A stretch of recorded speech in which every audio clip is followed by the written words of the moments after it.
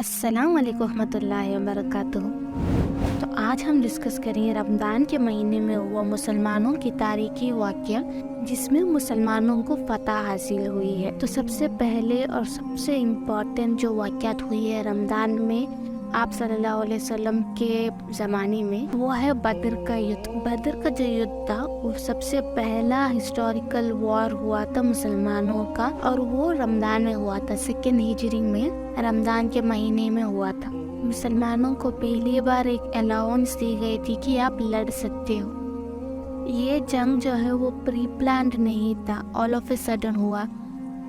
मुसलमानों ने खाली अबू सुफियान का कारवान रोका था, तो वो जो वाक़यात हुआ वो जंग में बदल गए। मुसलमान 313 थे, वीक, कोई ढंग का हथियार वगैरह नहीं था, फिर भी उनको जंग लड़ना पड़ा और उनको सामना करना पड़ा उन 313 को हज़ारों का। ये जंग जो है वो एक्चुअली डिसीजन मेकर था। अगर उस टाइम वो जंग हार जाते तो मुसलमानों का नामो निशान मिट जाता, बट अल्हम्दुलिल्लाह मुसलमानों को फतह हुआ। और मुसलमानों का जो बड़े बड़े एनिमीज थे मुशरिकीन का मक्का के, उन लोगों का डेथ हुआ उसी बैटल में। Abu Jahl, Walid bin Mughira जैसों का जहन्नम का सीधा डिपोटेशन। तो this was a very big battle that give मुसलमान the upper hand in the month of Ramzan. तो अगला टर्निंग पॉइंट जो है इस्लामिक हिस्ट्री का, वो फतेह मक्का है। फतेह मक्का जो है बद्र के जो युद्ध था उसके 6 साल बाद हुआ, यानी हिजरा 8 में। और ये तब हुआ जब मक्का के मुश्रिकों ने सुलह हुदैबिया को तोड़ा और आप सल्लल्लाहु अलैहि वसल्लम ने 10,000 मुसलमानों को इकट्ठा लेके मक्का पहुँचे। और ये मुसलमानों की तारीख में सबसे बड़ा टर्निंग पॉइंट था। तो फतेह मक्का और जंग बद्र दो ऐसे इम्पॉर्टेंट वाक़या है इस्लामिक हिस्ट्री का जो टर्निंग पॉइंट रहा है, और जो रमज़ान में हुआ है ये वाक़या आप सल्लल्लाहु अलैहि वसल्लम की ज़िंदगी में।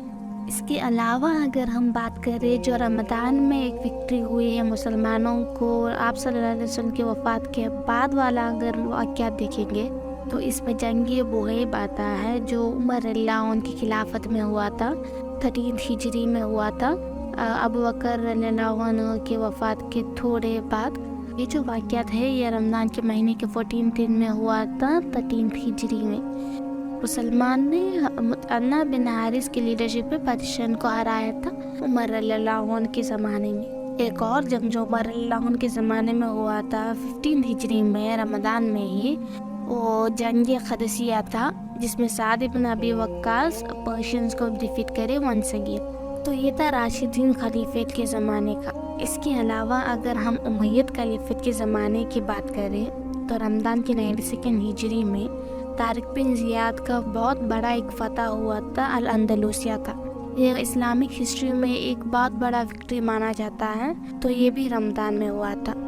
इसके अलावा अगर बात करें तो मोहम्मद बिन कासिम का सिंध का फतह करना और इस्लामी निज़ाम इंडियन सब कॉन्टिनेंट में आना एक बहुत बड़ा अहम किरदार जो निभाता है। मुसलमानों का सब कॉन्टिनेंट में रूलिंग होना, वो रमज़ान के 94 हिजरी में हुआ था।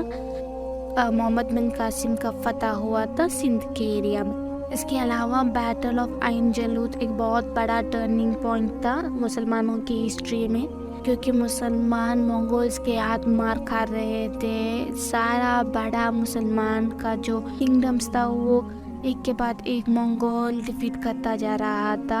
अब्बासिद कैलिफेट भी बगदाद में पूरा वैनिश हो गया था, पूरा डिफीट में हो गया था। तो ये बैटल एक बहुत बड़ा इम्पोर्टेंट हिस्सा था मुसलमानों की विक्ट्री हासिल होने के लिए। और ये जो बैटल था ये मंगोल्स के खिलाफ ममलुक्स ने जीता था, द ममलुक्स ऑफ इजिप्ट ने। The Mamluks of Egypt literally halted the Mongols. They were defeating and vanishing the Islamic empires fully, but the Mamluks halted it in this Ain Jalut. It was a victory that was very important, in which there was a safeguard of a major Islamic empire. इसके अलावा battle of हैतिन कौन नहीं जानता। सलाहुद्दीन का जो victory था crusader से, और जो बैतुल मुक़द्दस का जो वापस से फतह होना था, ये भी रमज़ान में ही हुआ था। تو یہ ایک بہت بڑا فتح تھا الحمدللہ صلاح الدین ایوبی نے کروسیڈرز کو کرش کر دیا تھا. So that's all for today. Hope I was able to give you a light on historic events of Islam during the Ramadan. تو رمضان میں بہت ایسے تاریخی واقعات ہوئے ہیں جو مسلمانوں کے لیے ٹرننگ پوائنٹ بنا ہوا ہے. تو میں نے اس میں جو امپورٹنٹ لگے مجھے اس کو دکھانے کی کوشش کری. Hope you all are having a very good Ramadan. See you all in another video. Assalamu alaikum warahmatullahi wabarakatuh.